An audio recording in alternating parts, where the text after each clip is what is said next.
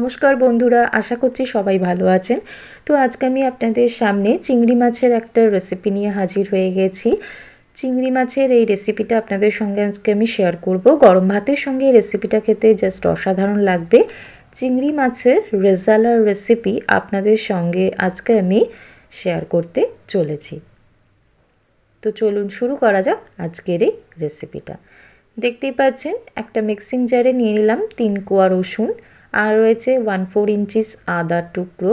দিয়ে দিচ্ছি একটা মিডিয়াম সাইজের পেঁয়াজকে দুভাগ করে আমি নিয়েছি। একটা কাঁচা লঙ্কা দিলাম ফাটিয়ে। দিয়ে দিচ্ছি মোটামুটি 7-8টা মতো কাজু। দিয়ে দিচ্ছি এখানে 1 টেবিল স্পুন চার মগজ রয়েছে, তো এটা আমি পেস্ট করে নেব। কড়াই গরম হয়ে গেছে, রান্নাটা আমি টোটালি সর্ষের তেলে করব। মোটামুটি এখানে 3 টেবিল স্পুন সর্ষের তেল রয়েছে। আমি এর মধ্যে দিয়ে দিচ্ছি হাফ টিস্পুন মতন বলতেই পারেন ঘি। তবে এই রান্নাটা আপনারা কিন্তু সাদা তেলেও করতে পারেন। ঘিটাকে আমি তেলের সাথে আর কি গরম করে নিচ্ছি। তো এবার আমি এর মধ্যে দিয়ে দিচ্ছি একটা এলাচ আর 2টো লবঙ্গ। লো টু মিডিয়াম ফ্লেমে আমি রেখেছি। এবার আমি এর মধ্যে যে মশলাটা তৈরি করেছি সেটা আমি এর মধ্যে অ্যাড করে দিচ্ছি। তো খুব ভালো করে মশলাটাকে কিন্তু কষিয়ে নিতে হবে। তো পুরো মশলাটাই আমি এখানে ব্যবহার করলাম। এখানে রয়েছে পেঁয়াজ, রসুন, আদা, কাঁচা লঙ্কা আর চারমগজ, কাজু বাদাম বাটা। তো সেটা আমি ভালো করে কিন্তু পেস্ট করে নিয়ে মিক্সিতে আর কি কষিয়ে নিচ্ছি যতক্ষণ না তেল সেপারেট হচ্ছে। দেখতেই পাচ্ছেন। আর এক্ষেত্রে বলে রাখি, গ্যাসের ফ্লেমটা একদম লো রাখবেন যাতে মশলাটা ধরে না যায়। আমি এবার এটা ঢেকে দিচ্ছি 10 মিনিটের জন্য। তো দেখুন মশলাটা অনেকটা কষে গেছে। তো এবার আমি এর মধ্যে দিয়ে দিচ্ছি দই, টক দই। একদম ফ্রিজ থেকে আমি দিচ্ছি না, নর্মাল টেম্পারেচারে 2 টেবিল স্পুন টক দই এখানে আমি ব্যবহার করছি। আর টক দইটা দেওয়ার পরে মাথায় রাখবেন গ্যাসের ফ্লেমটা আইদার বন্ধ করে দেবেন, নয়তো লো করে দেবেন, নয়তো কিন্তু টক দই ফেটে যেতে পারে।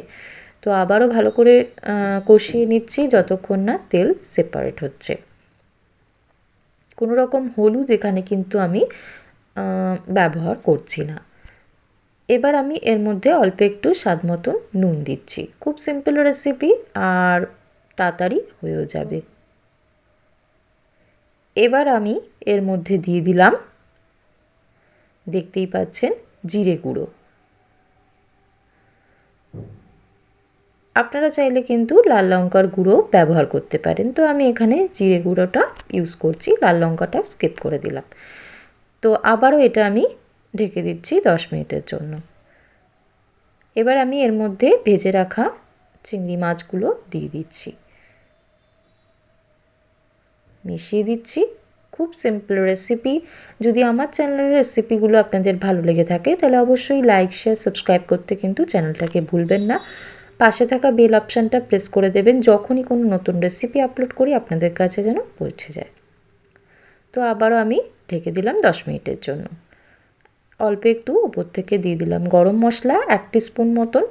রান্নাটা আমার কমপ্লিট হয়ে গেছে, মিশিয়ে দিচ্ছি। এবার আমি 5 মিনিটের জন্য গ্যাসের ফ্লেমটা বন্ধ করে দেবো আর ঢেকে দেবো 5 মিনিটের জন্য। তারপর আমি গরম গরম সার্ভ করে দেবো। তো আমি এটা ঢেকে দিচ্ছি। দেখতেই পাচ্ছেন আমার চিংড়ি মাছের রেজালার রেসিপি একদম কমপ্লিট। অবশ্যই বাড়িতে একবার ট্রাই করবেন, দেখতে কিন্তু অসাধারণ হয়েছে।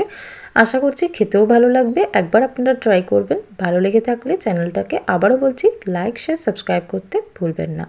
আবারও হাজির হয়ে যাব নতুন একটা রেসিপি নিয়ে। ভালো থাকবেন, সুস্থ থাকবেন সবাই। ধন্যবাদ।